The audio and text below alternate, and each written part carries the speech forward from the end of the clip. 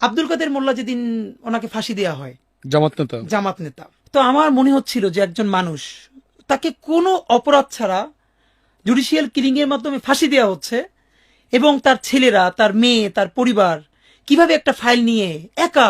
তো পরের দিন ওনাকে যখন ফাঁসি দেওয়া হলো, এবং পরে জানলাম ওনার ঢাকার বাসায়ও হামলা করা হলো, এবং ওনার বাচ্চাদেরকেও সেটা দেখতে দেওয়া হলো না।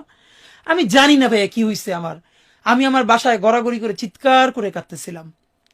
আমি কোনোদিন আব্দুল কাদের মোল্লাকে দেখি নাই, জামাতের কোনো বড় নেতা তো দূরের কথা, শিবিরের কোনো বড় মানুষের সাথে আমার কোনোদিন আলাপ হয় নাই, শুধু আমার ডিপার্টমেন্টে যারা করতো তাদের সাথে। আমি চিৎকার করে গড়াগড়ি করে কাঁদতেছিলাম। আমার মনে হইতেছিল যে আমার অতি পরিচিত একজন মানুষ, যে মাজলুম, তারে আমাদের সামনে বসে, এই এখানে আমার বাসার পাশে কোর্ট, আমার বাসা রামপুরা, এই এখান থেকে এত কাছে, তারে ফাঁসি দেওয়া হইলো কোটি কোটি মানুষের সামনে, আমরা দেখতেছি, কিন্তু কেউ কিছু বলতে পারতেছে না।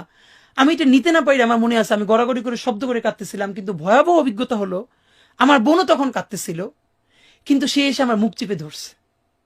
আমার বোন মুখ চেপে ধরে আমার বলতেছে, সেও কাঁদতেছে নীরবে, যে জোরে চিৎকার করে কাঁদা যাবে না, কারণ আমার বাসার পাশের ফ্ল্যাটে যদি কেউ চিৎকার করে কান্না শুনে, তারা বুঝে ফেলবে যে এই বাসায় মনে হয় শিবিরের কেউ আছে, তখন আমাদের বাসা ছাড়তে হবে, অথবা এই বাসায় আমরা থাকতে পারবো না।